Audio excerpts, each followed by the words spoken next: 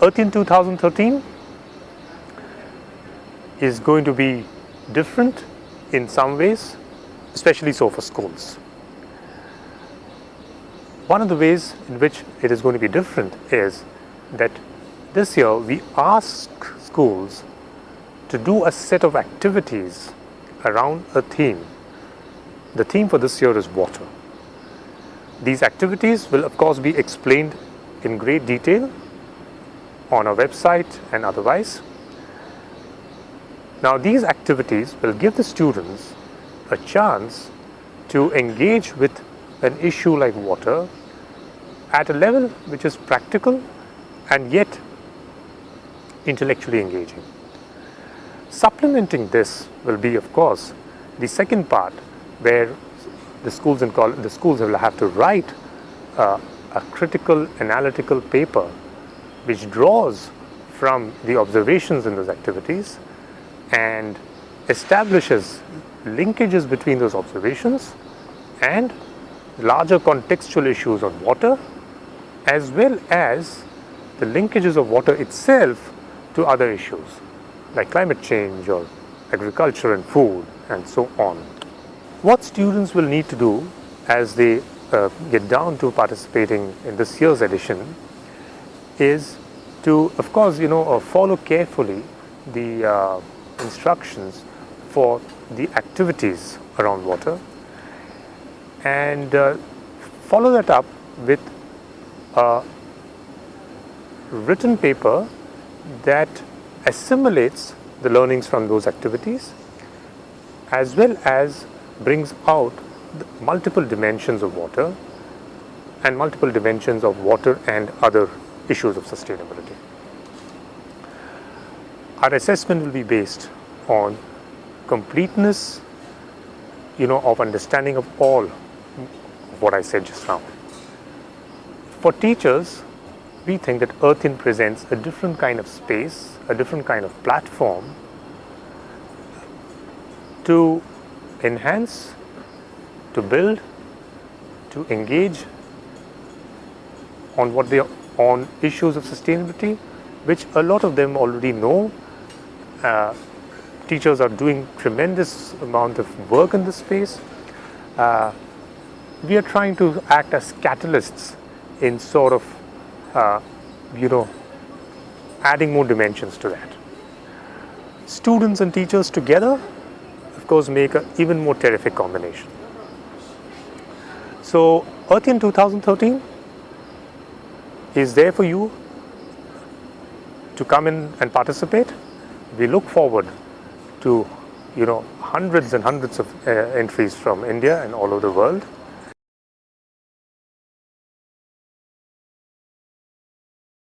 So, India is a subcontinent of 3.3 million square kilometers. It's a big land, and it receives all its water requirements in the form of rain. This comes from the monsoons starting on June 1st, one of the most eagerly awaited phenomenon which every citizen in India looks forward to. Is the monsoon on time? Will it bring plenty of rainfall? Will it be a year of drought? This is being studied by the Met Department and by every citizen of India, more or less. This is also a land which gets 11.5 meters of rain every year in Cherrapunji, and something as low as 70 millimeters in a place called Ramgarh in Jaisalmer district of Rajasthan. So there is great variability in rainfall between place to place, and there's also great variability in rainfall based on the time of the year. July and August are the rainiest months. January and February tend to be the lowest rain months. Why is this important to us? Because it's this rainfall that falls on our land that has to be held, stored, and used over the years till the next monsoon arrives. And therein lies the big challenge with water. Because water is used for irrigation, all our agricultural demand for water has to come from this rainfall. And that is a huge number. It's about 80% of the total water demand in India. Next comes industries and urban use. This is the fastest growing sector where you need water to make any product that you can think of. And almost all factories need water. Another great demand on water is put by the generation of power. Hydroelectric plants, that is dams, need water to be stored and to run through generators to generate electricity. The same way thermal power plants need a lot of water for steam and for power to be generated. Similarly, nuclear power plants also need lots of water for cooling. So water is critical to the economy and the life of India, and all the water comes in rains and it comes spread across India in greater or lesser quantities. So we build dams, so we transport water, so we recharge our aquifers and allow that groundwater, water below the land, to be full, and then we use it. We have a long history and tradition of using this water through various systems such as the well or such as the pond, and many, many local names which one needs to think about. It's important that in a fast growing economy where water consumption grows up, that we stop polluting water, because water quality is emerging as a major challenge in India. Many places groundwater has fluoride in it, arsenic in it, nitrate in it, and sometimes iron in it. But also modern pollutants such as fertilizers, pesticides, and sewage. So there are challenges of water quantity and challenges of water quality before us, which we are trying to address with our development needs and with sustainability goals. So what will you do as part of earthian 2013 this year? In your school, you'll follow the demand for water. How much water do you use and do your fellow classmates and the school use as a whole?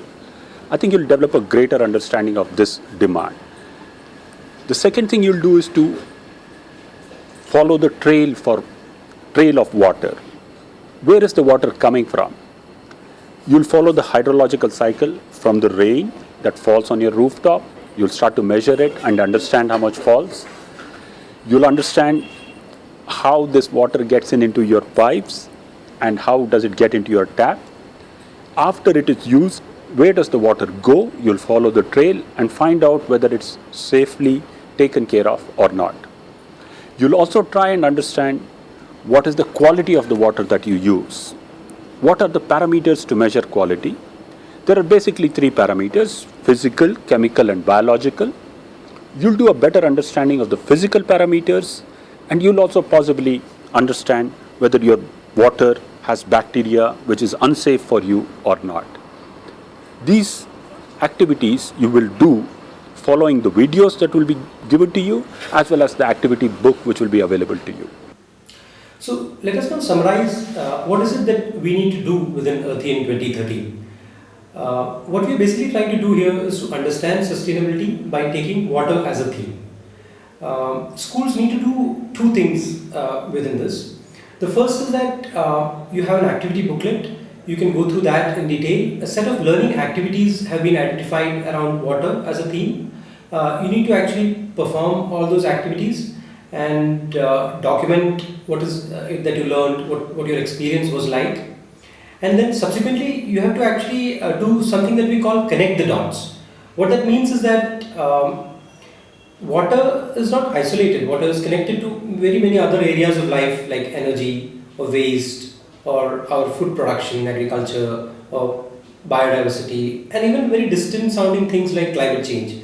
So in connecting the dots, what you need to do is to actually understand how these interconnections work and think about them, discuss them and write. So these are the two things that you need to do within earthian 2013. Teachers can play a very important role in this whole process. At the very beginning, teachers can help students form teams within the school. Each school can submit any number of entries to earthian 2013. So you could actually form multiple teams. Each team will need to have a teacher as a facilitator, as a coordinator.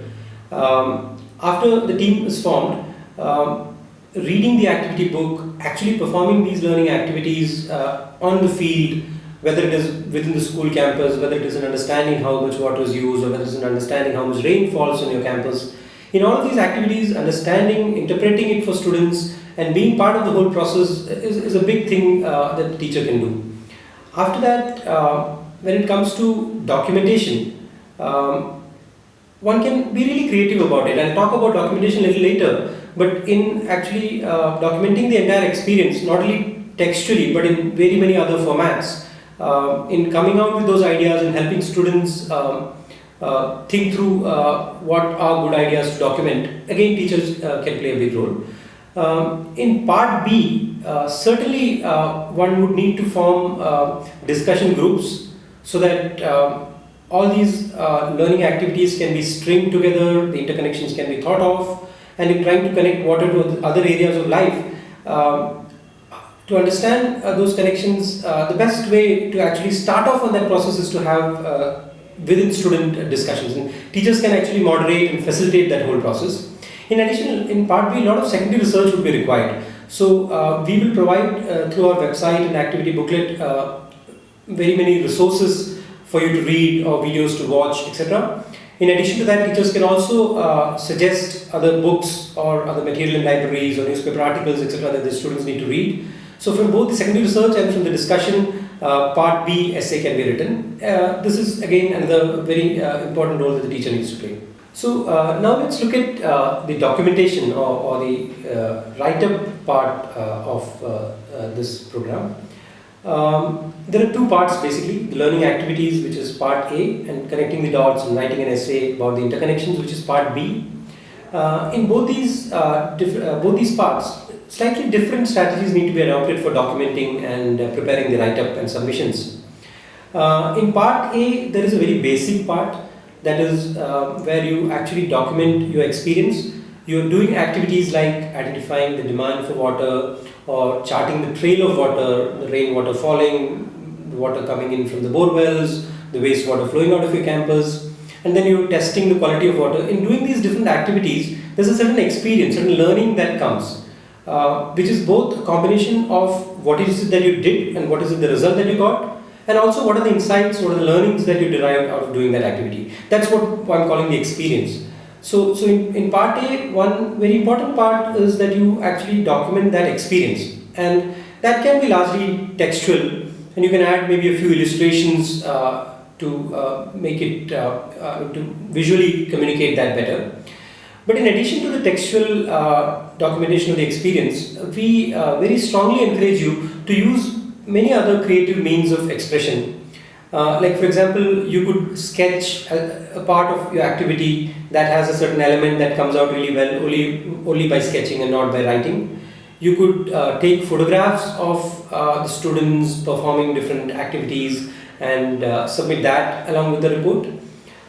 You could actually draw maps of your campus by placing within the campus map different points at which water arrives, either through rain, or the point at which the borewell is located, or the point at which the wastewater starts flowing out of your campus, either into the stormwater drain or into the sewage.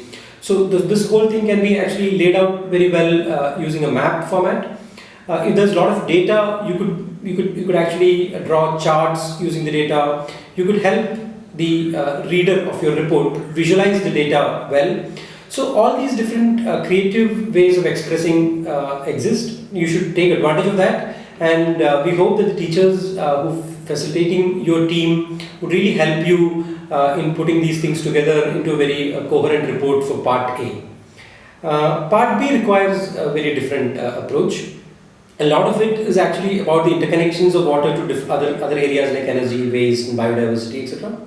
So the first thing that you would do in part B is to actually have an internal discussion so that many of these questions come out, right?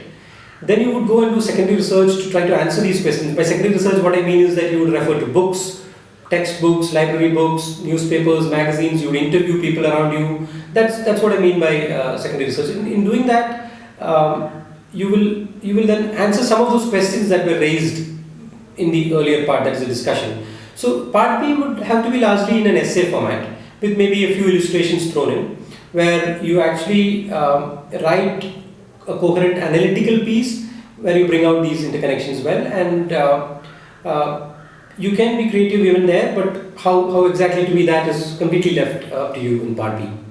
So at this point, you may be worried a little, thinking that this set of activities and these discussions and this research is likely to take a long time, and that it will actually keep you away from the rest of the activities that you need to do at school. right? You shouldn't at all worry about it, because I think one of the important things is to see this as something that is part of your learning. This isn't to be seen as an earthian program submission, an activity that you're doing outside of your learning. The way we have designed this, we've actually taken content from your existing subjects. There is geography here, there is science, there are a lot of aspects from social science, there's mathematics happening here. So it's actually a combined, a comprehensive learning activity that draws from different subjects that are there within your syllabus right now. So seen in this sense, you would actually think of this as an activity that is very much within your school's syllabus. Even otherwise, if one looks at the amount of time this is likely to take, from our estimates, what we think is that part A would require around 3 to 4 weeks of time. Maybe in every week you might have to spend 2 or 3 periods on this, and in that way 3 to 4 weeks if you work on part A, I think you should be able to complete all the learning activities in part A and even a little bit of the documentation of part A. Part B, the research and the discussions and other things, again it's likely to take around 2 to 3 weeks of time, maybe a period or two in each week. So overall, this can easily be done in maybe let's say around 2 months' time if you spare a period or two in each week. I think to the other stakeholders in the school, like the school management or the principal or to the parents, I think you should communicate that this is a very central learning activity that is happening, and it is weaving in different subjects into an integrated whole in such a manner that that experience to the students who are part of that is going to be very invaluable. Seen in this way, I think you would see the time that this activity requires, very differently. So how will the submissions to earthian 2013 be evaluated? We have a very eminent jury for earthian 2013. The details of the jury you can find on our website. There are people who are scientists, there are academicians, and there are people who worked in school education for many decades. So they will look for a set of broad criteria in the submissions that you make for earthian. So let me probably talk a little bit about what are the criteria using which they will actually evaluate the submissions. One of the criteria that they will look for is genuineness in doing the activities.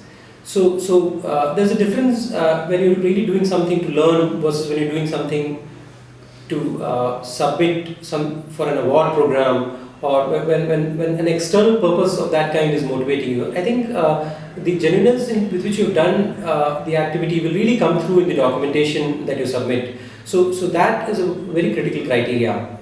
Another criteria is how comprehensively and creatively have you documented the whole experience.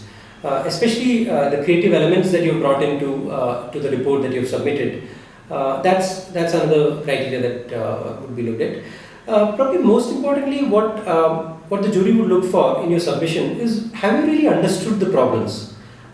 It isn't about jumping too soon to solutions or thinking about a conservation activity which will save a little bit of water. It isn't that kind of an approach with which we have designed earthian 2013. The main thing is that the problems are very complex, and at the school level, it is very important to understand what is the situation of water around you, where does it come from, how exactly it is used, where does it go from your campus, and understand a lot of that data, understand the problems, understand the connections. So have you really understood the problem, as is evident from the submission that you have made? I think that is a very critical criteria, and that sense that the jury gets from reading your entry about whether you have understood the problem, and that means at least two things. One is that, have you stringed together the different learning activities well, in the sense that are they looking in the documentation like separate activities, or whether in part B you have actually been able to merge those different learning activities into a coherent whole. That's what section 1 of part B is. And at the same time, how well have you been able to connect water issues to other areas? And this isn't about a casual mention of saying that water is used to produce energy, or that energy is used in bringing water to you. It is in a very superficial sense, but you really need to go deep into the interconnections of water to the different areas that we mentioned before. So how well have you made those interconnections? That is another important criteria. Overall, very roughly, part A would carry a weightage of 50%. As you can find in the activity booklet, some of the activities have been identified as mandatory. They will carry weightage of 40%.